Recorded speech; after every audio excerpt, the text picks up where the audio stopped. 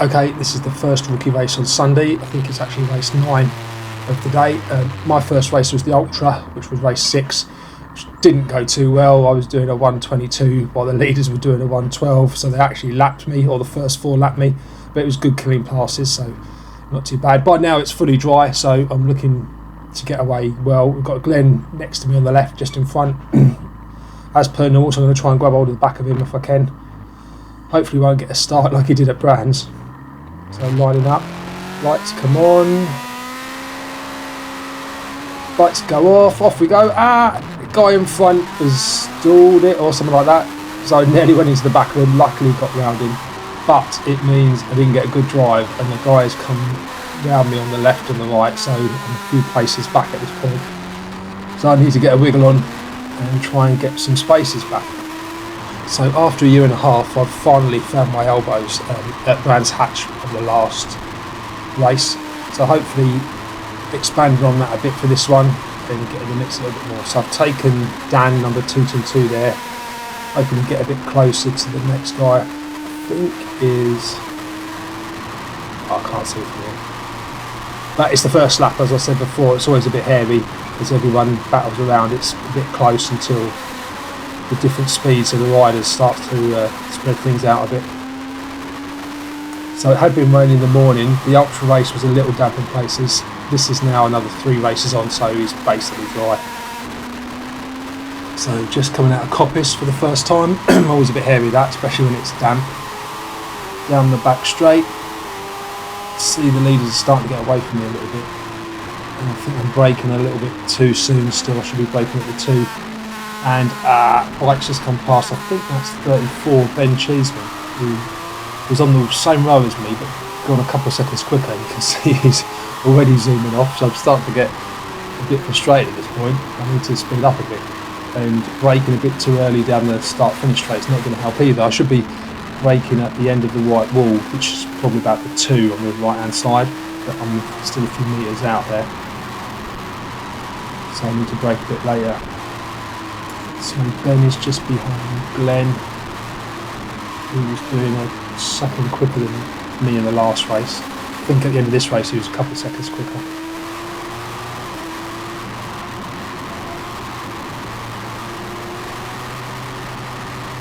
So coming out to McLean's again.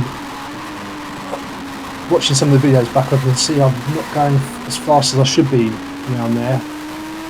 I was trying to hold it in 4th, but my revs were about 12 and a half, and I actually could probably take up to about 14, which would give me a bit of extra speed. And I don't know why I keep doing the same thing all the time. I could accelerate a little bit harder and just get a bit of speed up there, which is frustrating when you watch the video back, but at the time, obviously, you'll think you're Rossi. So Ben's overtook Glenn, so I'm back behind Glenn, and I think this is the start of the 3rd lap. Start finish straight, let's see where I brake. A little bit better, but still should be at least at the end of the white wall or a little bit further on. But I'm staying with Glenn, which is a good thing because he was a little bit faster than me, so hopefully he'll draw me along a bit. Not too bad round Craners here, and then the swing to the left. I think it's about 120, 125 there. It does take a lot to hit it from right to left. Some of the later laps, I think I was actually pulling a little bit back on the guys. So up here, yeah, 12 grand. I should be knocking it all the way to the red line around there just to get that extra bit of speed. So McLean's done up to Coppice. And caught him a little bit there. Nearly went up the back of Glenn. It looks like I lost a bit of time. Oh, here comes Dan, 222. Luckily managed to stave him off there. It looks like I was trying to have a look up the inside of Glenn and thought better of it. So that's cost me. I'm in 3rd, not 2nd. So Ben comes past, number 37 I think it was. Trying to, but it looks like I just held him off. But yeah, lost another place to Ben. I tried to take Glenn and didn't commit to the overtake. I think that's one of the lessons of this weekend. If you're going to go I had quite a few races where I was coming up behind people, and if I just made a lunge or a commitment, I probably could have got an extra few spaces. But yeah, that's where the elbow experience, I suppose, comes in. So hopefully for next season I can work on that a bit, because it did cost me quite dearly. So again, keep it to 12,000 there when I should be going right over to the red line and getting a bit more speed around there. I didn't feel too bad going around there, to be fair. It's not like I was shitting a brick, but I just had a mental block of not revving past 12 around there for some reason.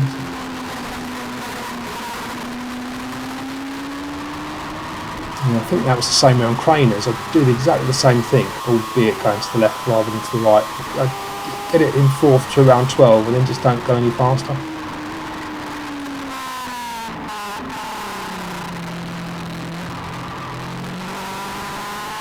And so we've still got Glenn in front. I think Dan's overtook Glenn there, so back behind Glenn again.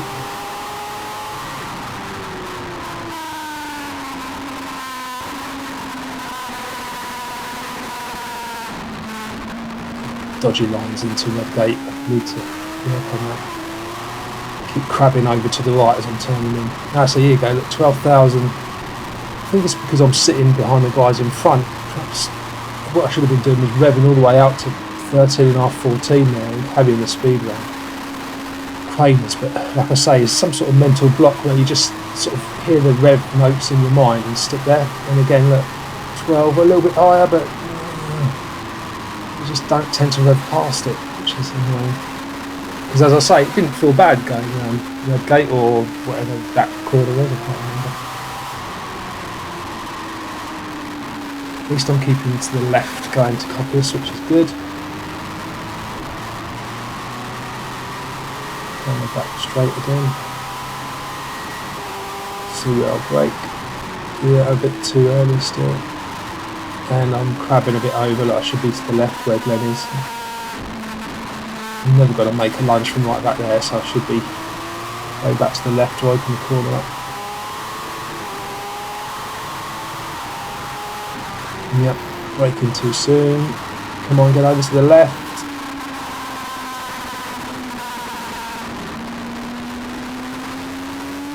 Okay, let's see how I get on my Craners again. Yes, I just got kind of past that limit. Okay, but I seem to be catching Glenn up, which is good.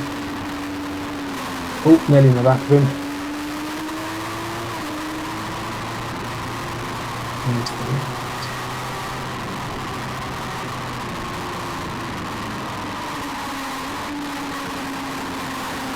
You can see the sky looks a bit ominous. I think we were due rain anytime soon, although actually in hindsight we were pretty lucky. We had a few spits here and there. Sometime in this race, I'm not sure if it's this lap, it won't be this lap, it might be the next one. Just coming up to Coppice, I felt some spatters of rain on my visor and I didn't know if it was going to start, as Coppice is the worst place if you get rain. So everyone backed off a bit, it might be the next lap. But you can see this bit's getting a bit brighter as you come in towards the start-finish straight, but as you go back the other way, back towards McLean's and Coppice, it looks really bad. So I've got number, I think that's 30, no, that's number 50.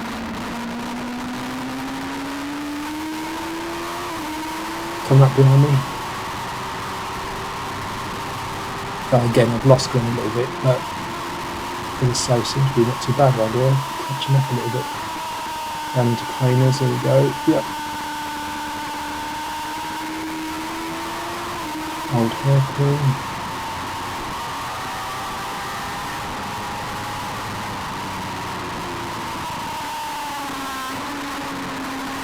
See that sky. It's always there in the back of your mind. And coming up to Coppice.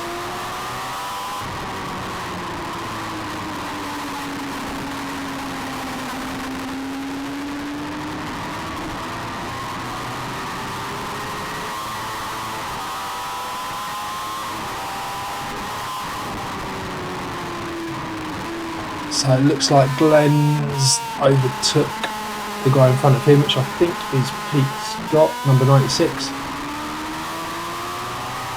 Said hello to Pete in the garage, I think, after this one. Nice chap, should be in Ultras next year.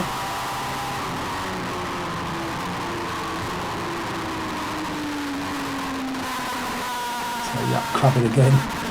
Need to sort that out. Can't remember what lap we're on now, but it must be a good 3/4 of the way through the race now.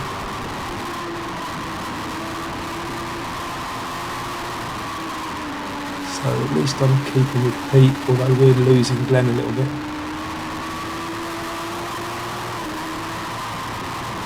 I think the guy in front of Glenn is Dan 222, who I passed on the first lap, and then he passed me on the start finish straight. So Glenn's got past him actually, so it looks like he's slowed a little bit. So Glenn's past him, Pete's just in front of me.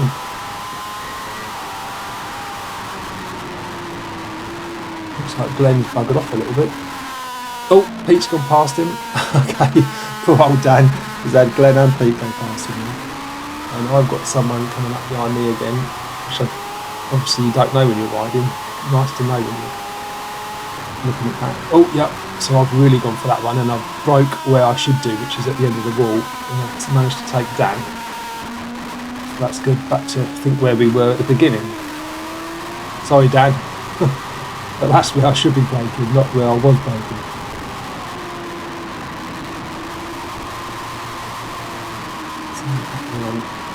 This old hairpin.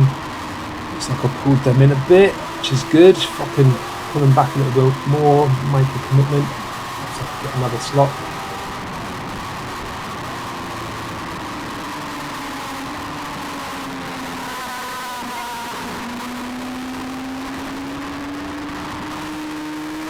Not copies again.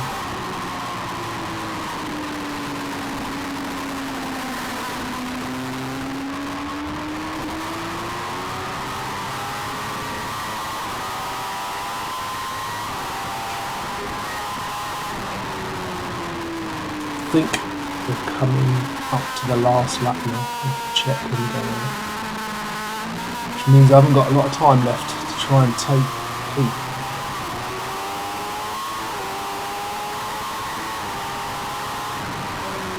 Braking a bit too soon again. Not good, not good.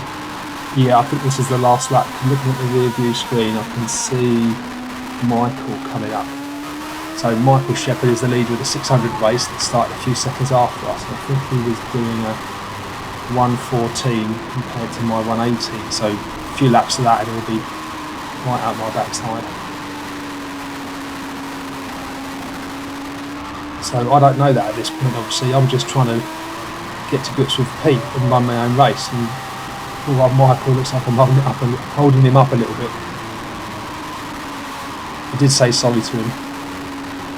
Luckily he managed to win the race, although Henry did a cheeky overtake, which you'll see in a minute. But it was under a yellow flag, so he lost the position. So yeah, I know it's the last lap. I can't see Michael and Henry behind me. All I can see is Pete in front, and I'm desperately trying to get past him. I just can't seem to make the pass. Wondering if I can outbrake him here. I'm trying. Oh yeah, I think I can do it. Can I do it? Can I do it?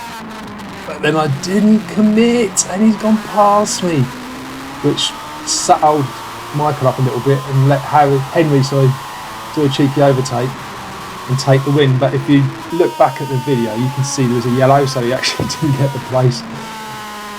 But oh God, if I just committed, I could have had poor old Pete, but he got me because I was